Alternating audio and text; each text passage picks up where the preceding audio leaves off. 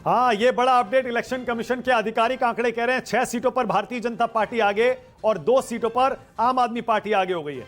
अब election commission का आंकड़ा जो है वो भी बहुत तेजी से आ रहा है, इसीलिए कहीं मत जाइए। बीजेपी 53.7% वोट ले रही है, करीब 54%। आम आदमी पार्टी अब 40-41% वोट पर आ गई है। यानी जैसे जैसे अब ईवीएम के वोट खुलते जा रहे हैं, बीजेपी की जीत का बढ़त का जो आंकड़ा है वो बढ़ रहा है। हालांकि वो सीटों में फिलहाल दिखाई नहीं दे रहा है। इलेक्शन कमीशन आपको पता है ये थोड़ा स्लो देता है ये आंकड़े। 6 और 2 सुकेश आ गए। सुकेश, इलेक्शन कमीशन का आंकड़ा कह रहा है 6-2। इलेक्शन कमीशन स्लो नहीं देता, हम लोग बहुत फास्ट चलते हैं, तो उसको इस लिहाज से देखिए, पलट दीजिए थोड़ा। और मैं 1 घंटे लेट आया हूं मानक आपके डर से, क्योंकि 8 बजे से जो आप स्पीड पकड़ते हैं ना, लगता है जनता को कि रिजल्ट आ गया है, तो एग्जैक्ट पोल तक आप आने नहीं देते, आप पहले ही घोषणा कर देते हैं।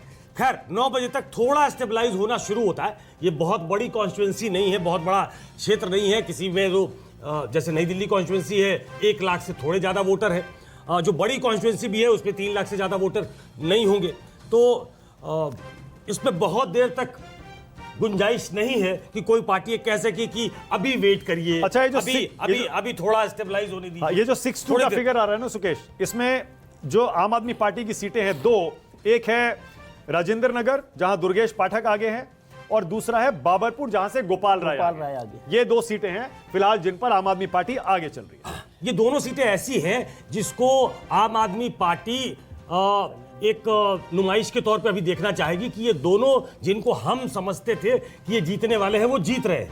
अभी किन सीटों पे पीछे है, अगर आप वो बताते तो उससे एक आइडिया लगता कि ये सीटें उनके एक्सपेक्टेशन के हिसाब से उनके खिलाफ जा रही हैं या उनके पक्ष में जा रही थी। जिन सीटों पे आप आगे बता रहे हैं उन सीटों को वो जीता हुआ मान रहे हैं कि बाबरपुर हमारी विनिंग सीट है।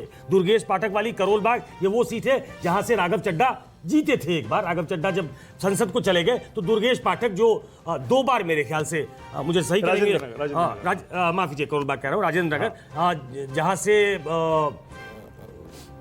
राघव चड्ढा जीते थे वहां से वो जीत पाए थे। 2 बार हारने के बाद, 2 बार अलग कॉन्स्टिट्यूएंसी से हार गए थे, उसके बाद फिर उनको जीत मिली, तो वो उनके एक अच्छे उम्मीदवार के तौर पे देखे जाते हैं। ओके, अब ये जो 2 सीटें हैं जिन पर आम आदमी पार्टी आगे है, इसमें एक है बाबरपुर और दूसरी है दुर्गेश पाठक की राजेंद्र नगर। बीजेपी जिन सीटों पर आगे है उसमें विश्वास नगर है, शाहदरा है, तुगलकाबाद है, फिर उसके बाद करावल नगर से कपिल मिश्रा आगे चल रहे हैं, वजीरपुर में बीजेपी आगे है।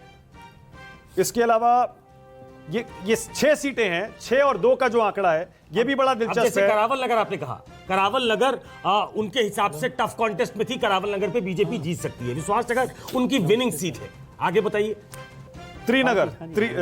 त्रिनगर से तिलक राम गुप्ता आगे चल रहे हैं बीजेपी। जो आपने एक नाम कहा तुगलकाबाद, वो सही राम वहां से मेरे ख्याल से आम आदमी पार्टी के उम्मीदवार है। अगर सही राम पीछे चल रहे हैं तो ये झटके की बात है आम आदमी पार्टी के लिए, क्योंकि उनके हिसाब से वो कैंडिडेट बहुत स्ट्रांग है। तुगलकाबाद कॉन्स्टिट्यूएंसी बहुत स्ट्रांग उनकी हो चाहे नहीं हो, जीतते रहे हैं वो, लेकिन कैंडिडेट बहुत मजबूत है ऐसा वो बताते हैं। लेकिन बीजेपी तुगलकाबाद के इलाके में ट्रेडिशनली उनका एक वोटर रहा है, तो हो सकता है कि उस हिसाब से अगर आप देखें तो जो उनकी लीड है अभी बीजेपी की, हो सकता है कि वो आगे और उसको कंसोलिडेट करें। और किराड़ी से भी बीजेपी आगे चल रही है। बजरंग शुक्ला है उम्मीदवार का नाम। तो शाहदरा, विश्वासनगर, करावल नगर, किराड़ी तो वो सीट है जहां रिकॉर्ड मार्जिन से संजीव झा जीते थे 88,000 वोटों से। अगर उस सीट पे आम आदमी पार्टी पीछे चल रही है तो ये कॉज ऑफ कंसर्न है उनके। पूर्वांचलियों की सीट है, पूर्वांचलियों की सीट है। हालांकि उनके खिलाफ जो खड़ा है वो भी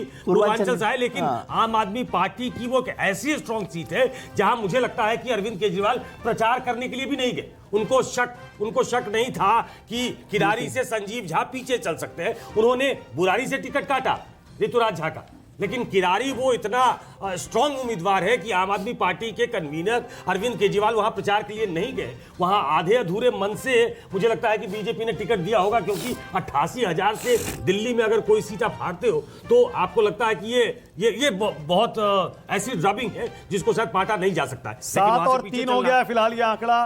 7 और 3, 7 सीटों पर बीजेपी है और 3 सीटों पर आम आदमी पार्टी इलेक्शन कमीशन के आंकड़े के मुताबिक 7 बीजेपी और इस समय 3 45 सीटों पर आगे चल रही है करीब कितने करीब 45 सीट्स पर टोटल आगे चल रही है। 45। ये आंकड़ा कहां से ले रहे हैं विजय? कोई मित्र ने अभी मुझे भेजा जो काउंटर बीजेपी एक और सीट पर जिस पर आ गया वो है छतरपुर की सीट और कैंडिडेट है करतार सिंह तंवर।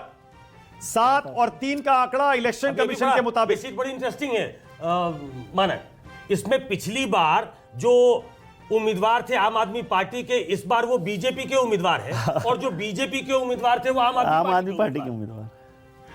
अब याद नहीं आ रहा आज निदा फाजली और जगजीत सिंह, हाँ, एक की डेथ एनिवर्सरी है कि बर्थ एनिवर्सरी है, कोई गजल याद नहीं आ रहा। थोड़ी देर में देखता हूं याद करके, सियासत में सुनाना चाहिए। ओके।